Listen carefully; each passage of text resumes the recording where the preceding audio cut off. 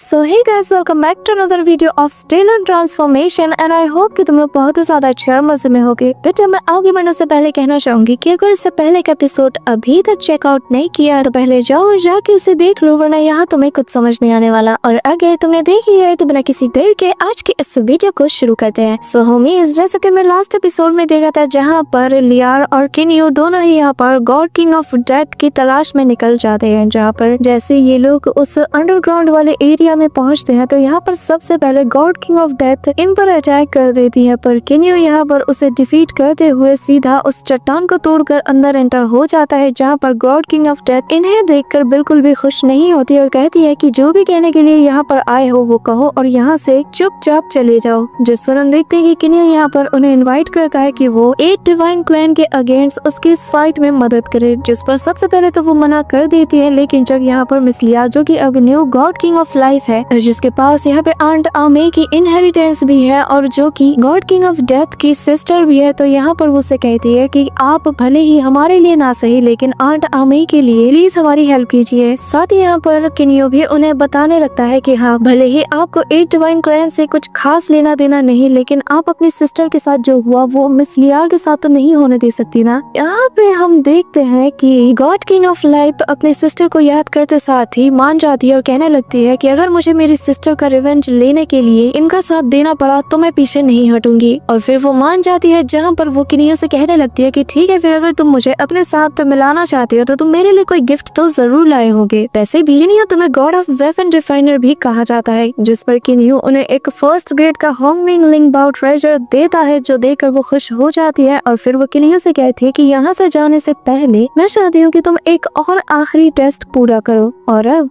आगे सो होमीज, हमारे इस एपिसोड के स्टार्टिंग में हम देखते हैं कि यहाँ पर गॉड किंग ऑफ डेथ किन्यू और लियार को एक जगह पर ले आती है और बताने लगती है कि सालों पहले मैंने एक गॉड किंग से फाइट किया था जिसके पास लाइफ एनर्जी भी मौजूद थी, लेकिन उसने मुझे हरा दिया था और तब से ही मैंने उससे प्रॉमिस किया कि जब तक मैं उसे हरा ना दूं तब तक मैं डिवाइन रियलम में वापस नहीं जाऊंगी। लेकिन मैं उसे अकेले नहीं हरा सकती, पर अगर इस काम में कोई मेरी हेल्प करता है तो भी मैं अपने वादे को पूरा कर सकती हूँ। बट अनफॉर्चुनेटली सिर्फ आशुरा गॉड ही हैं जिनके पास ये ताकत है कि वो यहाँ पर इसको हरा पाए, पर मैं उनके साथ ज्यादा फेमिलियर नहीं हूँ तो मैं उनसे हेल्प नहीं मांग सकती। जिस पर किन्यू कहने लगता है कि अच्छा, तो आप ये चाहती हैं कि मैं आपके लिए आपके इस ओपोनेंट को डिफीट करूँ। जिस पर वो हमें जवाब देते हुए कहती है कि तुम्हारी स्ट्रेंथ और स्पेशली तुम्हारे इस पैर को अगर मैं कंबाइन करूँ तो तुम्हारी जो ओवरऑल स्ट्रेंथ होगी वो मेरे से भी बहुत ज्यादा होगी, इसलिए तुम इसे बहुत ही आसानी से हरा सकते हो। हाँ, पर अगर तुम्हें डर लग रहा है तो तुम वापस जा सकते हो, वैसे भी तुम बस वेपन रिफाइनिंग में ही मास्टर हो गए। यहाँ पर वो किन्यू को छेड़ रही होती है कि तभी किन्यू यहाँ पर अपने डिवाइन सेंसेस का यूज करके उस गॉड किंग का पता लगा लेता है और फिर बताने लगता है कि उसकी लोकेशन वहाँ पर है। जो सुनकर यहाँ पे गॉड किंग ऑफ डेथ बहुत ही ज्यादा हैरान हो जाती है और कहने लगती है कि तुमने इतनी जल्दी उसे डिटेक्ट कर लिया। वैसे किन्यू, सच बताऊं, मुझे ये लगता था कि तुम्हारे पास बस 50 से 60% चांसेस है कि तुम उसे हरा पाओ, पर अब ऐसा लग रहा है कि तुम्हारे पास 70 से 80% चांसेस है कि तुम उसे हरा पाओगे। ये कहते साथ ही ये तीनों उसी डायरेक्शन में टेलीपोर्ट हो जाते हैं। इसी के साथ सीन शिफ्ट होता है और हमें डिवाइन रियलम के ईस्ट सी का सीन दिखाया जाता है, जिसे कि आइलैंड ऑफ फ्लावर्स भी कहा जाता है। एनटीबीएच ये बहुत ही ज्यादा खूबसूरत है। इसी के साथ उस गॉड किंग की आवाज आती है और वो कहने लगता है कि क्यों लिन, तुम यहाँ पर दोबारा चली आई, लगता है कि तुम्हें इस बार बहुत ही ज्यादा कॉन्फिडेंट है कि तुम मुझे हरा दोगी। और ये क्या, इस बार तुम 2 नए चेहरे को अपने साथ ले आई हो। जिस पर गॉड किंग ऑफ डेथ कहने लगती है कि इन्हें कमजोर मत समझो, क्योंकि ये ना तुम्हें बहुत ही इजीली हरा देंगे। जो सुनकर यहाँ पर वो गॉड किंग इमीडिएटली कहता है कि चलो फिर देखते हैं कि इनमें कितना दम है। और फिर वो यहाँ पर अपने वाइन से किन्यू पर अटैक कर देता है, लेकिन किन्यू यहाँ पर अपने एक सिंगल स्पेयर अटैक से ही उसके सारे वाइन्स को डिस्ट्रॉय कर देता है। जिसके बाद हम उसी गॉड किंग को देखते हैं जो कि लास्ट लीफ गॉड किंग होता है और वो यहाँ पे कहने लगता है कि हाँ, मानना तो पड़ेगा, तुम में कुछ तो बात है, तुम्हारा नाम जरूर किन्यू होगा। जिस पर किन्यू हाँ में जवाब देता है और फिर मिस लियार बताने लगती है कि यहाँ इनके नाम के आगे मुंह है, जिसका मतलब ये कि इनके पास लाइफ एनर्जी है और जो कि लाइकली ग्रीन लीफ गॉड से भी रिलेटेड है, जो कि सालों पहले ही डिसअपियर हो चुके हैं। इसी के साथ वो बताने लगती है कि हमें थोड़ा केयरफुल रहना होगा। यहाँ पर इनकी चैट चैट सुनकर वो ओल्ड मैन कहने लगता है कि देखो, तुम्हारी बातें खत्म हो गई तो जल्द से जल्द मुझसे फाइट करो। ये कहते साथ ही वो यहाँ पर अपने लीफ डोमेन को यूज करता है, जिससे वो किन्यू को अपने अंदर ट्रैप कर लेता है। लेकिन किन्यू यहाँ पर अपने सैर का जैसे यूज करता है तो वो ओल्ड मैन यानी कि वो गॉड किंग अपने वाइन से उसके स्पेयर को जकड़ लेता है।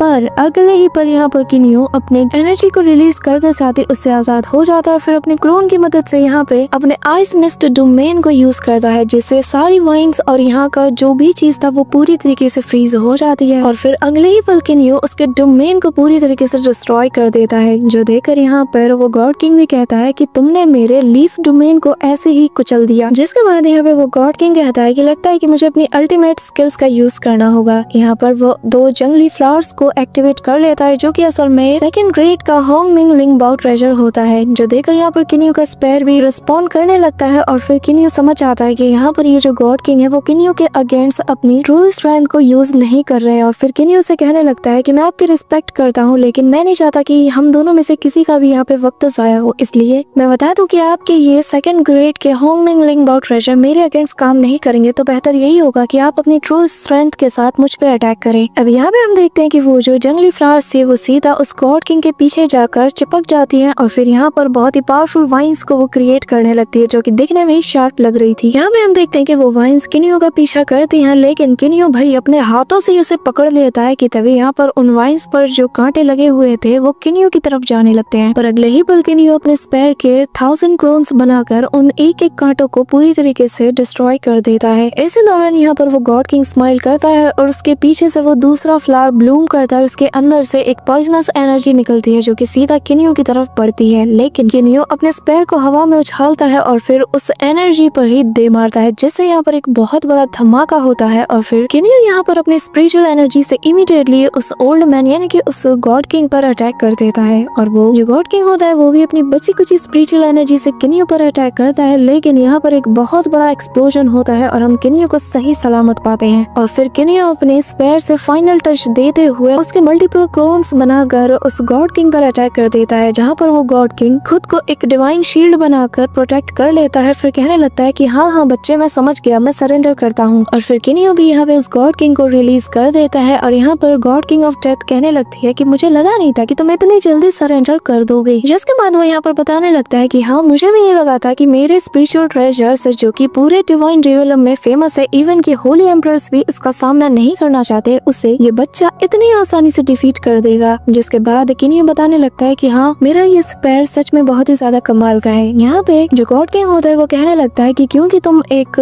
गॉड ऑफ वेपन रिफाइनिंग हो तो तुम्हारे आगे हार कर मुझे बिल्कुल भी शर्मिंदगी नहीं महसूस हो रही, पर बच्चे तुम्हारा जो क्लोन था ना उसे भी मैंने जकड़ लिया था, तो शायद हम दोनों के बीच ये मैच ड्रॉ हुआ। जिस पर किन्यू स्माइल करने लगता है और फिर हमें पता चलता है कि यहाँ पर ये तो उसके वेपन का ही एक मिराज था, यानी कि एक टाइप का इल्यूजन, ना कि किन्यू की कोई क्लोन बॉडी। और फिर यहाँ पे उस गॉड किंग का चेहरा देखने लायक होता है। वो कहने लगता है कि बच्चे तुम बहुत ही ज्यादा चालाक हो। जिसके बाद वो यहाँ पर आंट क्यूलिन से कहने लगता है कि देखो, एक बात मैं पहले ही क्लियर कर दूं, ये तो बिल्कुल मत समझना कि तुमने मुझे हराया है, क्योंकि यहाँ पर जिसने मुझे हराया है वो किन्यू है। जिस पर गॉड किंग ऑफ डेथ भी कहने लगती है कि हाँ, पर अगली बार मैं ही तुम्हें हराऊंगी। जिस पर God king of final leaf कहने लगते हैं कि हाँ ठीक है, फाइट करने के लिए आ जाना, लेकिन उन ट्रेजर्स का यूज बिल्कुल मत करना जो तुम्हें किन्यू देगा। जो सुनकर यहाँ पे गॉड किंग ऑफ डेथ भी शॉक्ड हो जाती है और कहने लगती है कि आखिर इसे पता कैसे चला कि मेरे पास किन्यू का दिया हुआ स्पिरिचुअल ट्रेजर मौजूद है। जिसके बाद यहाँ पर वो गॉड किंग कहने लगता है कि ज़ो क्यूलिन, हारना कोई बुरी चीज नहीं है, ये तो हमारी आगे बढ़ने की जर्नी का एक हिस्सा है। लेकिन किन्यू, मैं तुम्हें बता दूं, इस पूरे रियलम में तुम सभी बहुत से पावरफुल लोग मौजूद होंगे। और हाँ, इससे मुझे याद आया कि एक बार जब मैं वेस्ट सी की तरफ गया था, वहाँ पर मैं एक गॉड को चैलेंज करने के लिए गया था, क्योंकि मुझे फाइट करने में मजा आता है। पर मैं बस उनसे रिक्वेस्ट कर ही रहा था और जो अटैक उन्होंने मुझ पे किया ना, मैं उनकी शक्ल तक नहीं देख पाया, लेकिन मैं उस अटैक से इतनी बुरी तरीके से डर गया कि मैं वहाँ से 9 तो 11 हो गया। यहाँ पर हम देखते हैं कि किन्यू इतने पावरफुल गॉड का सुनते साथ ही कहने लगता है कि क्या अगर मैं वहाँ पे जाऊँ तो वो मुझे मिलेंगे। जिस पर God king of last leaf कहने लगते हैं कि बेकार में कोशिश मत करो, क्योंकि मैं अपनी जवानी के दिनों में बहुत बार उनसे मिलने का प्रयास कर चुका हूँ, लेकिन मैं हर बार नाकाम रहा। जिस पर किन्यू बताता है कि मैं और मेरी वाइफ ब्लड सी में ही जाने का प्लान बना रहे हैं, तो शायद अगर हमारी किस्मत अच्छी हो तो हम उनसे मिल पाए। जिसके बाद वो यहाँ पर उसी गॉड किंग से कहने लगता है कि सीनियर, मैं आपसे रिक्वेस्ट करना चाहता हूँ कि क्या आप हमारे साथ आना चाहेंगे। इस पर वो गॉड किंग मना कर देता है और कहने लगता है कि बहुत साल बीत चुका है और मैंने अब उम्मीद छोड़ दी है कि मैं उसे कभी मिल भी पाऊंगा, इसीलिए मैं अपनी बची कुछ जिंदगी यहाँ इस आइलैंड पर गुजारना चाहता हूँ। यहाँ पर ये कहते साथ ही वो गॉड किंग यहाँ से डिसअपियर हो जाता है और फिर गॉड किंग ऑफ डेथ और ये दोनों मिलकर यहाँ से टेलीपोर्ट होकर सीधा ब्लड सी के पास पहुँच जाते हैं। यहाँ पर पहुँचते साथ ही लियार कहने लगती है कि भले ये सी ब्लड जैसा दिखता हो, लेकिन इसमें ब्लड की स्मेल स्मेल बिल्कुल भी नहीं आती। जिसके बाद किनियो बहुत ही रिस्पेक्टफुली यहाँ पर जो ब्लडी क्वीन होती है इस वेस्टर्न सी की, उसे यहाँ पर ग्रीट करते हुए बाहर मिलने के लिए बुलाने लगता है। तभी यहाँ पर किसी के हंसने की आवाज आती है और फिर हम देखते हैं कि जो गॉड किंग ऑफ डेथ होती है वो कहने लगती है कि न जाने मुझे यहाँ पर कुछ गड़बड़ क्यों लग रही है। यहाँ पर हंसने की आवाज और तेज हो जाती है और फिर हम देखते हैं कि एक आवाज कहने लगती है कि लगता है कि यहाँ पर कोई है जो कि मुझे सेंस कर सकता है, और अगले ही पल वो टाइम को रोक देती है, जिसे देखकर किनियो अपने मन में कहता है कि मुझे पता नहीं था कि डिवाइन रियलम में कोई और भी है जो कि टाइम को पूरी तरीके से फ्रीज कर सकता है। इसी के साथ पानी की तेज धारा ऊपर की तरफ उठने लगती है और फिर उन्हीं के बीच में हमें ब्लड सी की क्वीन को दिखाया जाता है, जहाँ पर वो कहने लगती है कि क्या बात है कि 3 डिलीशियस गॉड, बहुत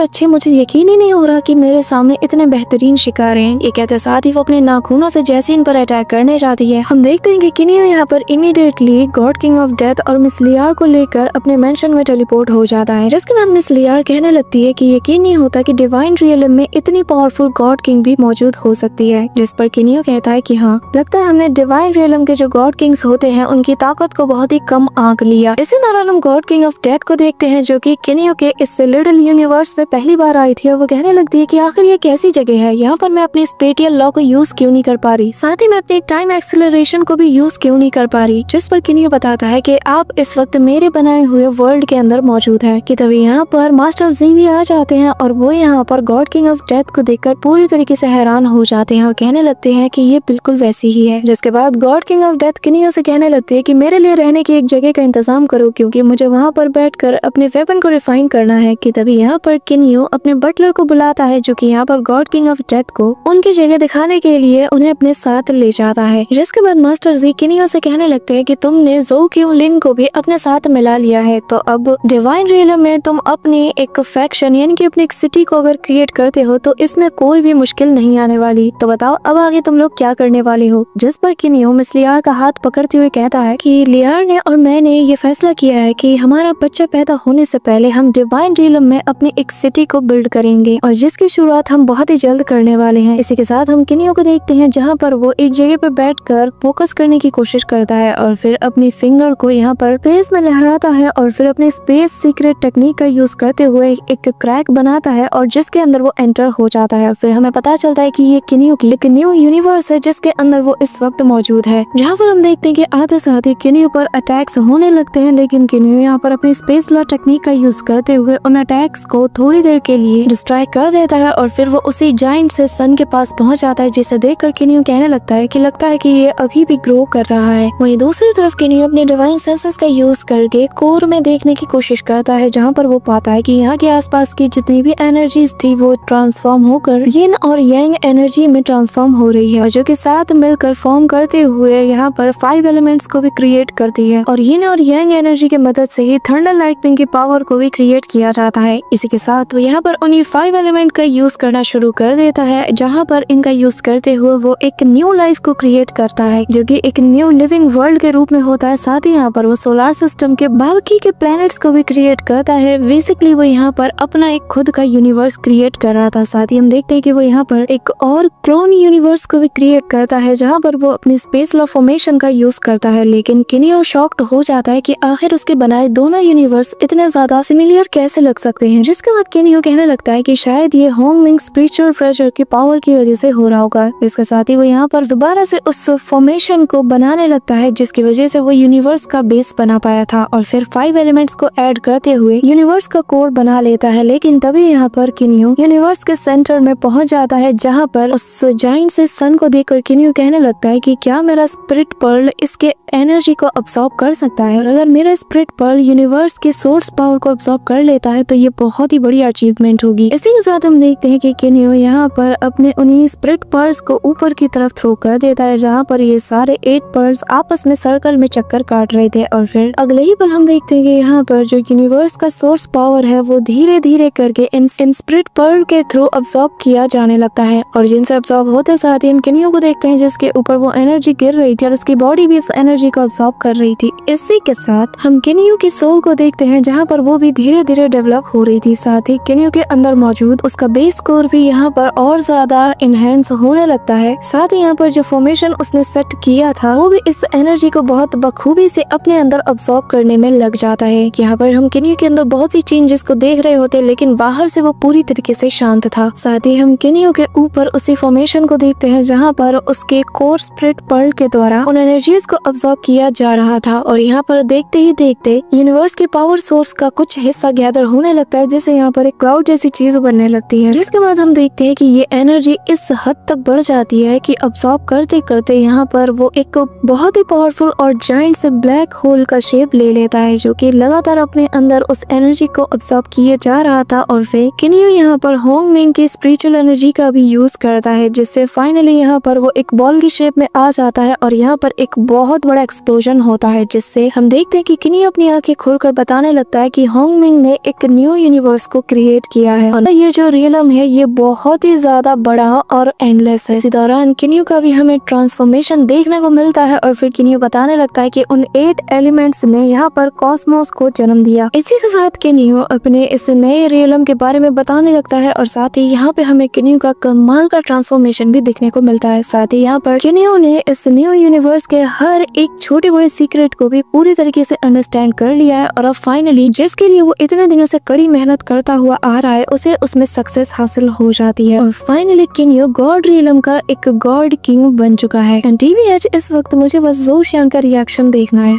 यहाँ पर हम देखते हैं कि किनियो फिर भी नहीं रुकता और वो लगातार इसे एनहेंस करने में लग जाता है। हम देखते हैं कि उन 8 एलिमेंट्स की पावर लगातार किनियो के आसपास चक्कर काटती है, जिसके बाद किनियो कंप्लीट ट्रांसफॉर्मेशन रूप में आ जाता और कहने लगता है कि देखते हैं कि गॉड रियलम में अब किस में इतना दम है जो कि मेरा सामना कर सके। इसी दौरान सीन शिफ्ट होता है और हमें मिस लियार को दिखाया जाता है, जहाँ पर वो बाहर किनियो का ही इंतजार कर रही थी और वो अपने बेली की तरफ देखते हुए किनियो की फिक्र करने लगती है और फिर अपने मन में कहती है कि किनियो, उम्मीद है कि तुम जल्द से जल्द सही सलामत वापस आ जाओगे। यहाँ पर मिस लियार बहुत ही बेसब्री के साथ किनियो का इंतजार कर रही थी कि तभी यहाँ पर बादल गरजना शुरू हो जाते हैं। चारों तरफ बिजली कड़कने लगती है और हम देखते हैं कि यहाँ पर बहुत ही पावरफुल एनर्जी वाले थंडर क्लस्टर्स बनने लगते हैं। यहाँ पर उन बादलों के बीच में इंटेंस अमाउंट में स्पिरिचुअल एनर्जी भी गैदर हो रही थी, जिससे देखकर यहाँ पे मिस लियार पूरी तरीके से कंफ्यूज हो जाती है। इसी के साथ जब वो अपने सामने देखती है तो यहाँ पर जिस जगह पर किनियो मौजूद था वहाँ से बहुत ही पावरफुल एनर्जी निकलती है और वो सीधा जाकर आसमान से जा मिलती है और ये एनर्जी उसी जगह पर जाकर मिलती है जहाँ पर हम उन्हीं लाइटनिंग थंडर वाले बादलों को देखते हैं, जो कि डायरेक्टली गॉड रियलम से कनेक्टेड है। और फिर जो इंटेंस अमाउंट में यहाँ पर स्पिरिचुअल एनर्जी गिरती है ना, वैसा आज तक शायद किसी नहीं देखा हो। जिसके बाद हम किनियो को देखते हैं जहाँ पर वो अपनी न्यू लुक में होता है और मिस लियार भी उसे देखकर शॉक्ड हो जाती है। जिसके बाद जैसे ही किनियो अपनी आंखें खोलता है तो यहाँ पर उसके पीछे वो जो रिंग्स थी उनमें उन 8 एलिमेंट्स की पावर एक के बाद एक एक्टिवेट होने लगती है और यहाँ पर किनियो अब अपनी खुद की एक सिटी बनाने के लिए पूरी तरीके से रेडी हो चुका था। यहाँ पर हम देखते हैं कि ये एनर्जी इतनी ज्यादा मैसिव होती है कि यहाँ पर होली एम्परर भी इसे देख लेते हैं, जो कि यूजिन माउंटेन पर मौजूद थे और यहाँ पर वो इतनी एनर्जी को कंडेंस होता हुआ देखकर कहने लगते हैं कि ये जरूर किनियो होगा। साथ ही सीन शिफ्ट होता है और हमें आशुरा गॉड को भी दिखाया जाता है, जहाँ पर वो भी अपनी टेरिटरी से इस एनर्जी को फील कर पा रहे थे। वो भी आसमान में उन्हीं गोल्डन एनर्जीज को देख रहे थे और उन्हें भी किनियो पर बहुत ही ज्यादा प्राउड हो रहा था। और फिर वो कहने लगता है कि यकीन नहीं होता कि किनियो ने इस चीज को इतनी जल्दी अचीव कर लिया। वो फाइनली गॉड किंग रियलम तक पहुंच चुका है और जिसका मतलब कि ये कि डिवाइन रियलम में आने वाले दिनों में बहुत ही ज्यादा मजा आने वाला है। ऐसी ऐसी चीजें होंगी जिसका मैं बेसब्री से इंतजार कर रहा हूँ। जिसके बाद वो एक स्माइल करते हैं और इमीडिएटली वहाँ से टेलीपोर्ट हो जाते हैं। इसी के साथ सीन शिफ्ट होता है और हमें किनियो को दिखाया जाता है, जहाँ पर वो अपनी आंखें खोलकर सीधा मिस लियार की तरफ बढ़ने लगता है और मिस लियार भी उसे देखकर उसके पास जाने लगती है। इसी के साथ हम देखते हैं कि किनियो को गॉड किंग बनता हुआ देखकर मिस लियार बहुत ही ज्यादा खुश हो जाती है और फिर किनियो उसका हाथ पकड़ते हुए अपने करीब खींचता है और फिर ये दोनों एक दूसरे में खो जाते हैं। जिसके बाद यहाँ पर मिस लियार किनियो की तरफ स्माइल करते हुए कहती है कि फाइनली तुम एक गॉड किंग बन चुके हो और मुझे तुम्हें ऐसे देखकर बहुत ही ज्यादा खुशी हो रही है। यहाँ पर ये दोनों बहुत ही अच्छा टाइम स्पेंड कर ही रहे होते कि तभी यहाँ पर ब्लडी क्वीन अपने पार्टनर के साथ आ जाती है और यहाँ पर ये दोनों इनको देखकर बहुत ही ज्यादा खुश होते हैं कि तभी यहाँ पर ब्लडी क्वीन कहने लगती है कि फाइनली किनियो तुमने कर ही दिखाया। लेकिन तभी हम देखते हैं कि वो कहने लगती है कि लगता है कि हम लोग गलत टाइम पर आए हैं, हमें थोड़ी देर बाद आना चाहिए था। सुनकर यहाँ पर मिस लियार भी ब्लश करती है कि तभी यहाँ पर आशुरा गॉड भी आ जाता है और वो आते साथ ही किन्यू को कांग्रेचुलेट करने लगते हैं, जिस पर किन्यू उनका शुक्रिया अदा करता है। और फिर यहाँ पर ब्लडी क्वीन कहने लगती है कि ये बहुत ही ज्यादा रेयर है कि गॉड रियलम में गॉड किंग्स जो कि एक कपल हो, ऐसा बहुत ही रेयर देखा जाता है। इसी के साथ यहाँ पर जो आशुरा गॉड होते हैं वो किन्यू से कहने लगता है कि जब ऑफर मैंने तुम्हें पहले दिया था मैं अभी भी उसके साथ खड़ा हूँ। कि तभी ब्लडी क्वीन के साथ जो गॉड होती है वो यहाँ पर कहने लगती है कि अगर तुम हमारे साथ हाथ मिलाते हो तो तुम्हें और तुम्हारी वाइफ को आगे चलकर होली एम्परर से डरने की बिल्कुल भी जरूरत नहीं पड़ेगी। यहाँ पर मिस लियार की बेली से ग्रीन कलर की एनर्जी निकलती है, जिसका मतलब ये कि इनका बेबी इन्हें कोई मैसेज दे रहा है। कि तभी यहाँ पर किन्यू कहने लगता है कि आप सभी का बहुत शुक्रिया, लेकिन मेरे पास हमारे लिए एक और बेहतरीन प्लान है। जिसका साथ ही वो यहाँ से जाने लगते हैं। वही दूसरी तरफ सीन शिफ्ट होता है और हमें लाइफा सिटी के अंदर का सीन दिखाया जाता है, जहाँ पर जोशियान की पूरी फैमिली मौजूद होती है और यहाँ पर उनको भी खबर मिल जाती है कि किन्यू एक गॉड किंग बन चुका है, जिससे ये लोग आग बबूले हो जाते हैं। और अब नेक्स्ट एपिसोड में हम देखेंगे कि इनका फुल रिएक्शन क्या होता है। So that's it for today guys. I hope कि तुम सबको आज की वीडियो काफी ज्यादा पसंद आई होगी। अगर हाँ तो वीडियो को लाइक करना, चैनल पे नए हो तो सब्सक्राइब करना। तो मिलते हैं नेक्स्ट वीडियो में, तब तक के लिए बाय।